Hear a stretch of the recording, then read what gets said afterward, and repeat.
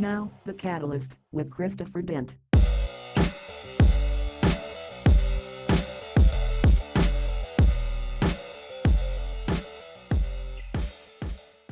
This is The Catalyst, and I am Christopher Dent. The Catalyst is a podcast which highlights forward-thinking, community-minded people and organisations.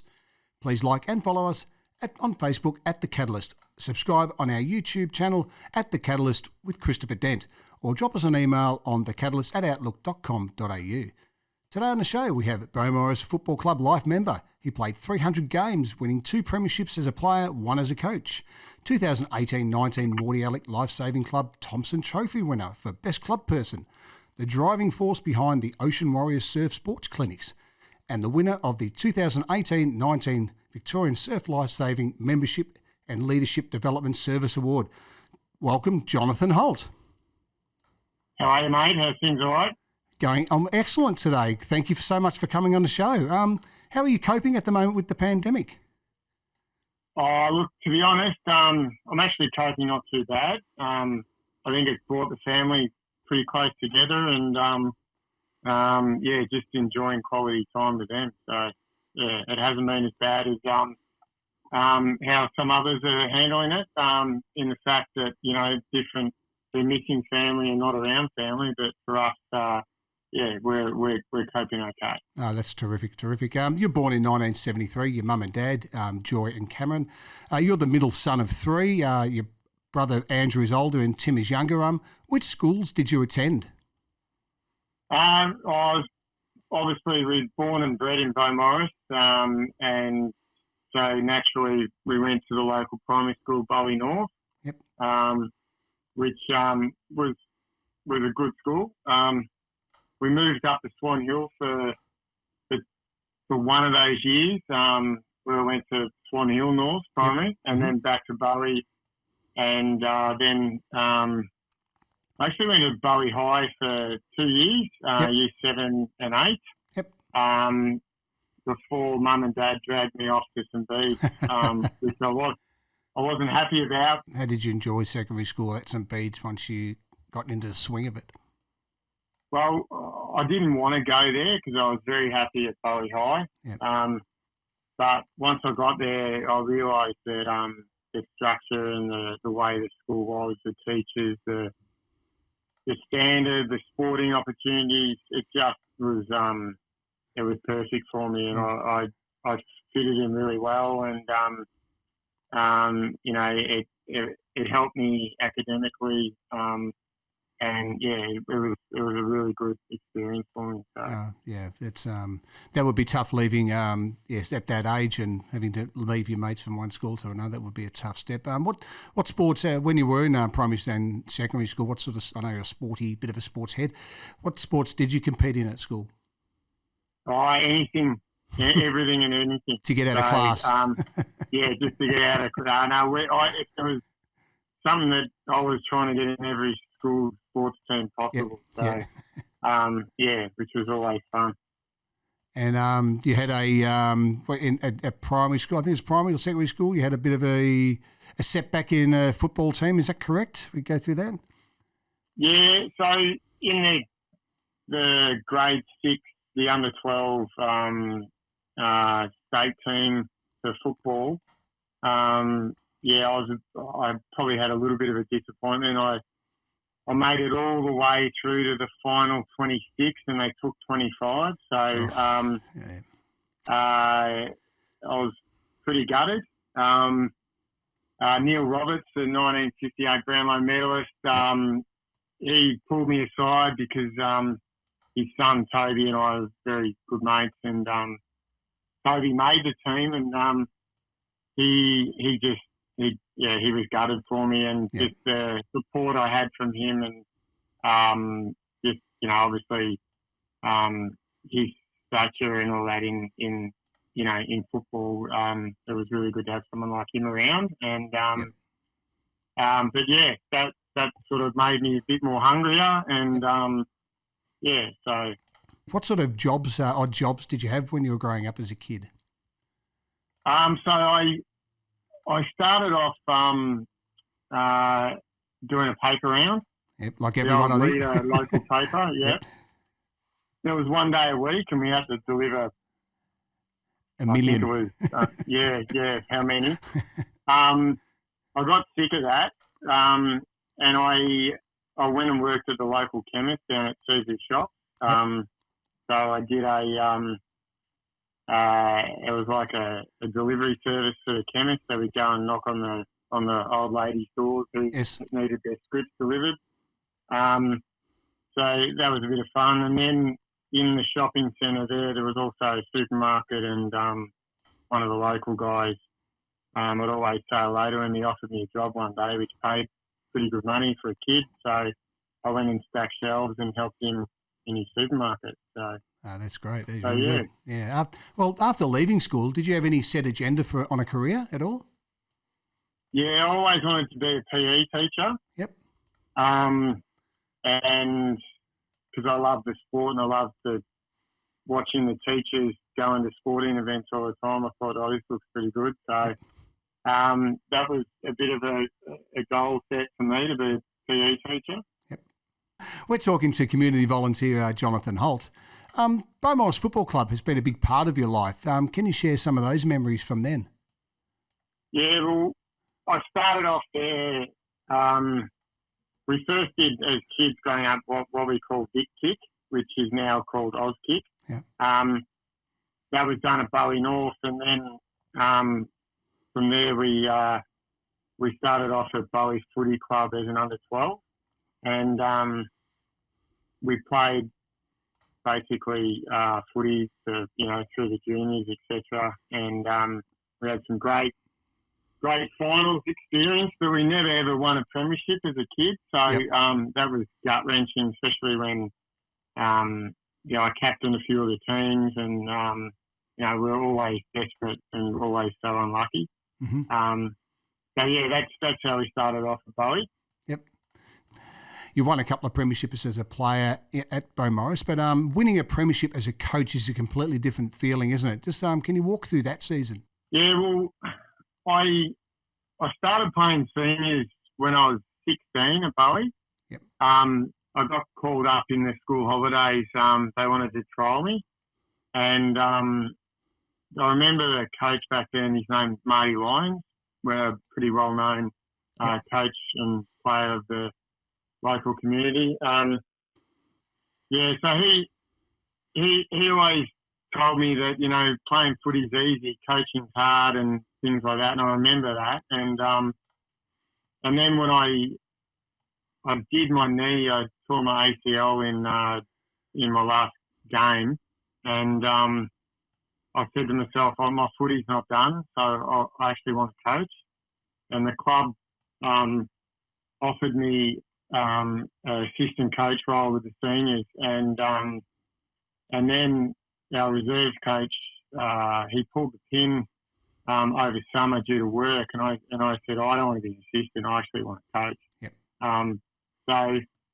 And I put my hand up to coach, and taking on a group of players that you actually played with, or had been a part of their team and their journey, was probably more difficult than just coming in as a coach. So I had to learn how to separate being their friend and being their coach, and try and balance it so we could obviously keep the respect and gain the benefit. Yep.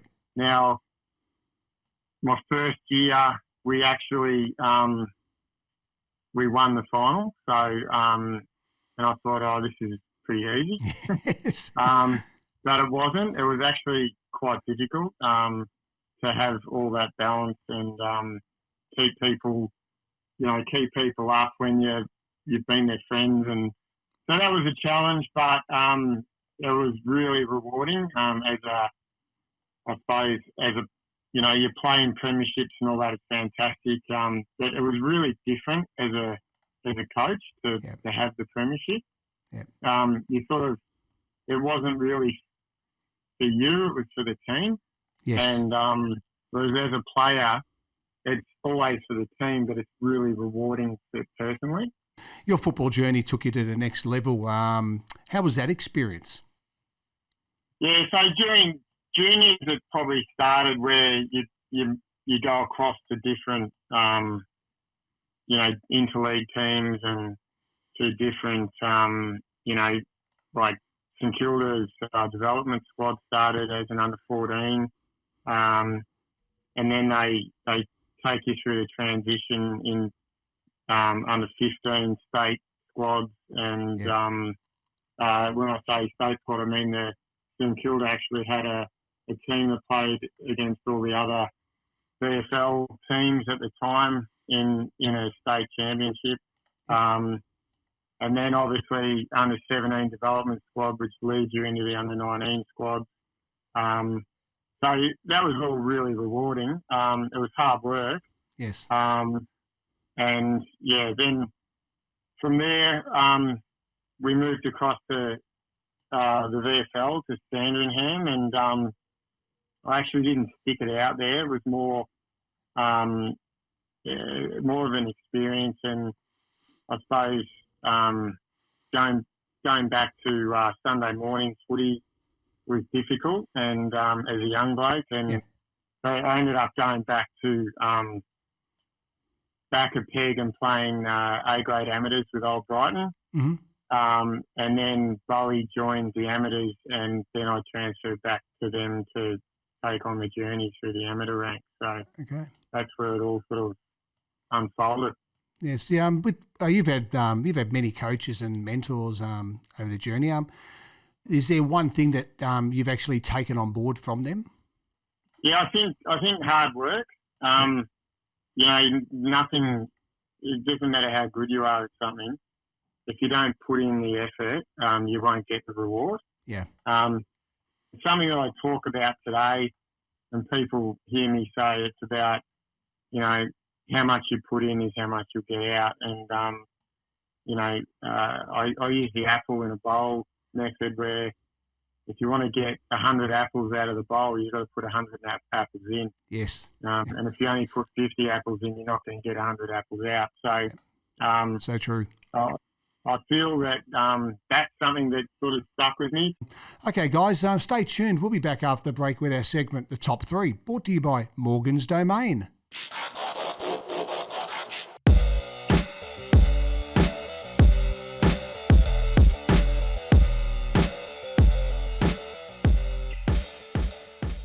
Welcome back. We're talking to community volunteer Jonathon Holt. Now to our segment, The Top 3, brought to you by Morgan's Domain. Contact Nathan Little and the team at Morgan's Domain for all your financial needs on domain@morgans.com.au. Okay, Jono, we are going for the top 3 go-to meals. What's your number 3 meal?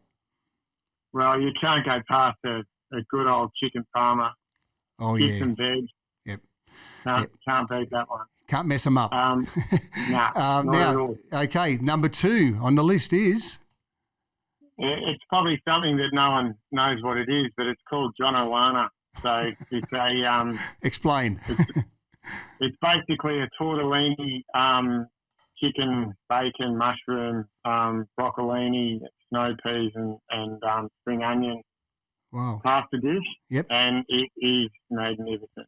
Fantastic. We've I think we'll have to get the recipe up on our site. Okay. Yeah, not a problem. Jonathon Holt's number 1 meal is?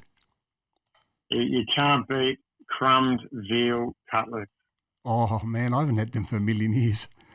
Chewed to the bone and put as many on the plate as you can give them.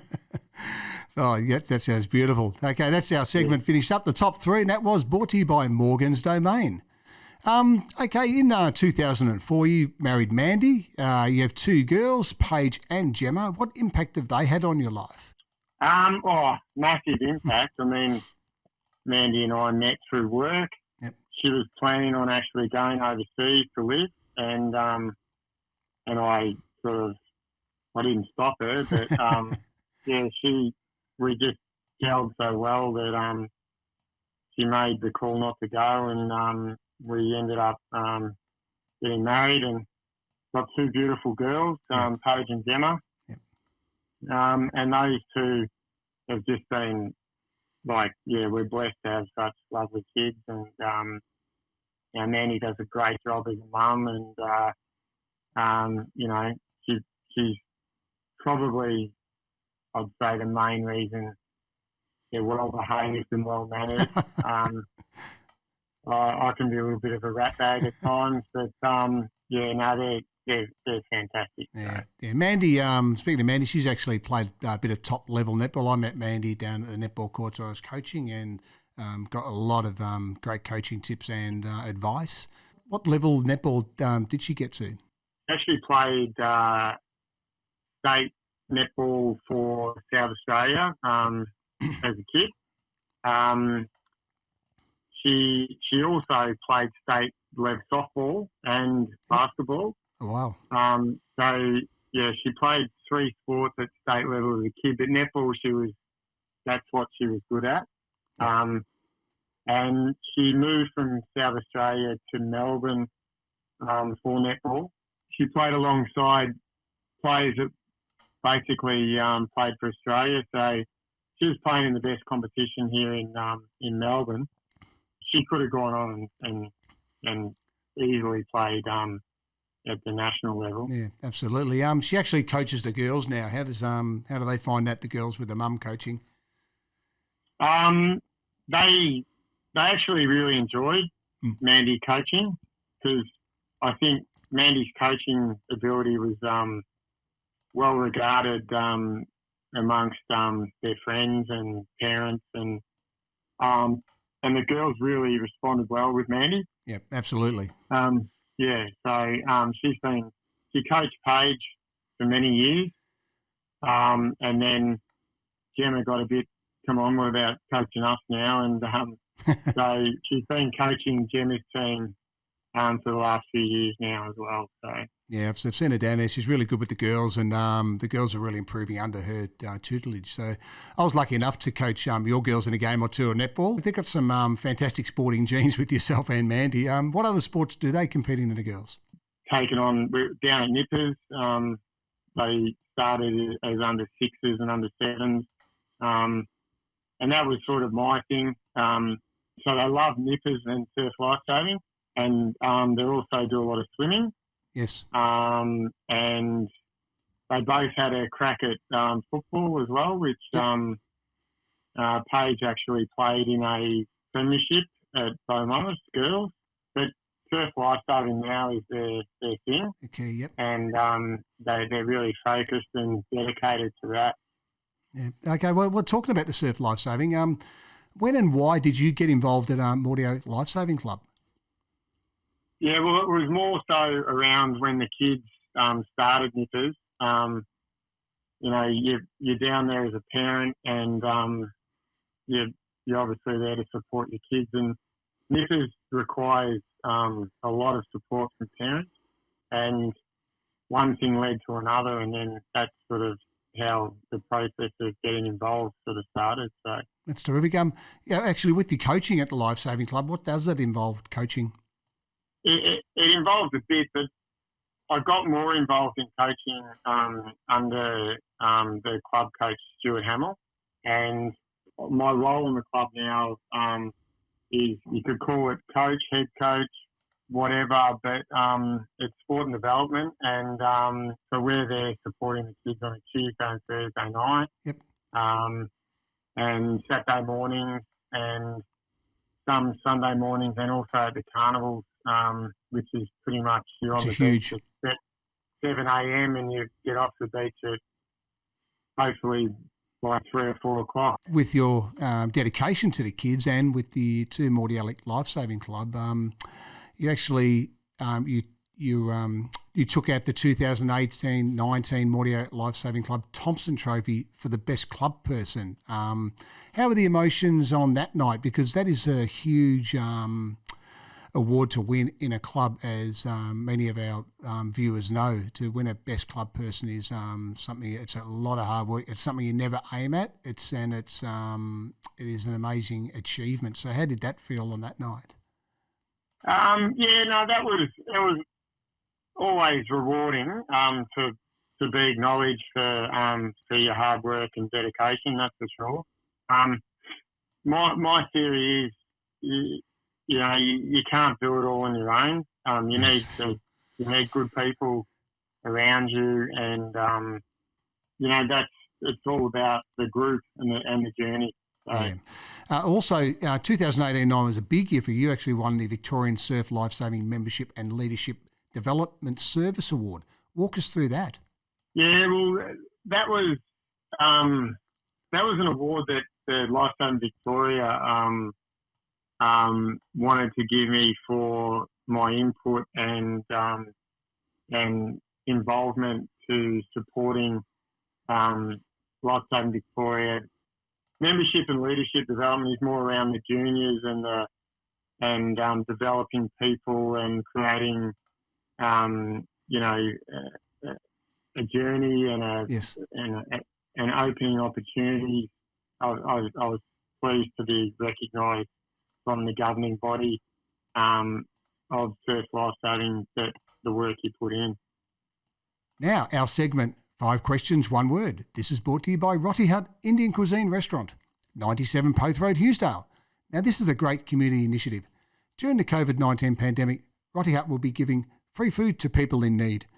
You can pick up your free container of curry and rice from 5 p.m. to 8:30 p.m. Find them on Facebook at Roti Hut Indian Cuisine or call them on 9563 1352.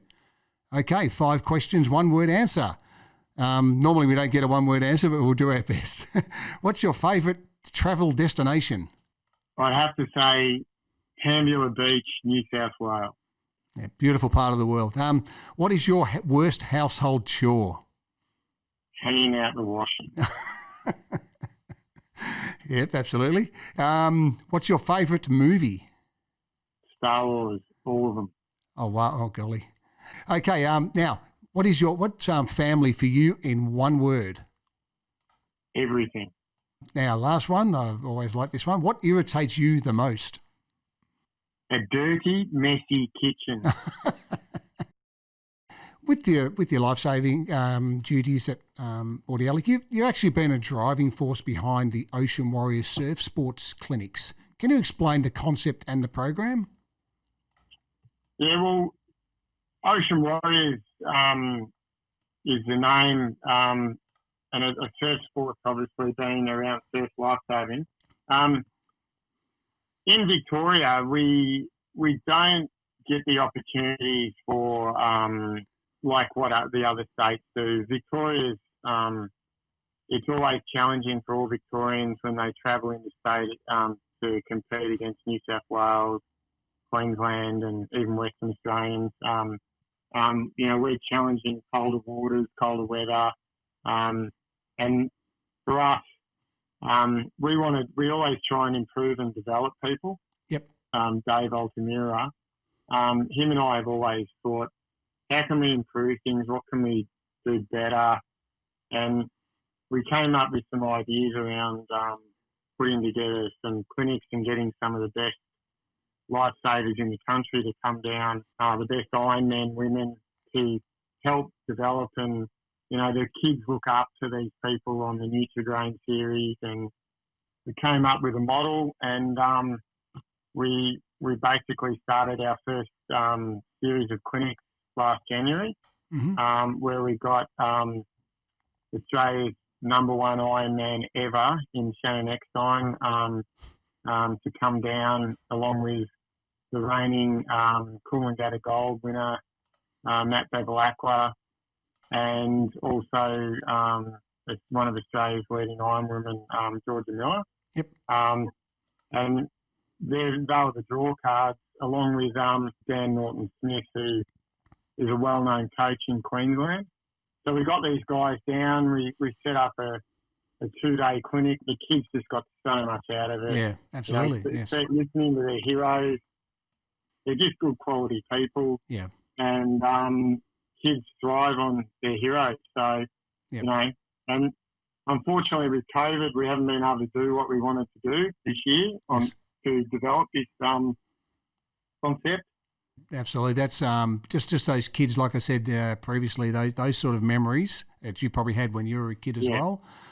these sort of programs, people don't understand how much people get out of them, and they should be looking at funding and helping you get on board with that to help.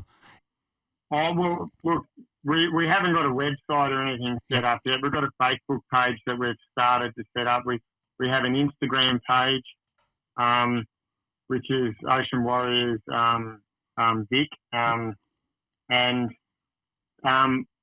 but I'd like to thank Andrew and Toby down at Engine Swim. Have been really good supporters, and then Simo at Infront Surfcraft also. He donated a board, a nipper board for the program. Yep. Nutrigrain chipped in as well through Shannon Eckstein. They delivered me way more than I needed, 8 pellets of Nutrigrain. So, but if anyone's willing to jump on board and help support, reach out. Absolutely. On Instagram or through Facebook. No, definitely. Like I said, if the program's fantastic, and that's why you get so much support, because you put something together that actually works and is a great community thing. And well done, hats off to you there. Now, just with yourself, with a bit of competition, can you explain to the uninitiated the Masters and what events you compete in? Oh, look, I'm just you could say shits and giggles type athlete now. It's more about supporting the club and a bit of fun. One thing I've always said to the kids is if I can do it, you can do it. So every year we have the Vic Masters down at Lawn, and I basically go in every event possible. You've actually just finished a 25 push-ups in 25 days challenge. Explain how that came about. It actually came about from one of my work suppliers, who's a personal friend also. He's had some friends that have been dealing with mental health, and there was a thing going around where through Facebook where they were some people were raising money, some people were raising awareness, and some people were doing it to support their friends. Now he challenged me in his 25 push-ups challenge, and that because of this mental health situation, I thought I need to challenge myself to do it because others are being challenged every day. So that's why I did it. I had at least 4 people reach out to me that I hadn't spoken to about their own personal mental health. Yeah. One in particular, after I finished their challenge, rang me up and spoke to me. And this particular person, sort of during my footy career, I took him under my wing, and he looked up to me all the time. And I was 5-6 years older than him, and I was like his mentor. Yep. And when he spoke to me after this challenge, I was able to help him, and I was able to help him understand that he's a good person, and he's a great leader of the community, and I think this type of thing sort of made him open up and reach out, which is really, really good. To know that you can be there to support him is great. No, I watched it the 25 days. I tried to do some myself, no, it was brilliant. It was really nice to see your kids getting involved and you getting other people involved. I think your dog was walking around a bit in the way as well, but It was really nice to see that over the time, and just the awareness being raised about that. That is a brilliant thing you've done. So well done. Hats off to you there. Well, we've actually come to the end of the show. I'd like to thank our guest and wish him all the best. Beaumaris Football Club life member, 300 game player, community volunteer, family man, and all-around good guy, Jonathon Holt. Thanks so much for joining us. Thanks, Chris. Appreciate it. This is The Catalyst, and I am Christopher Dent.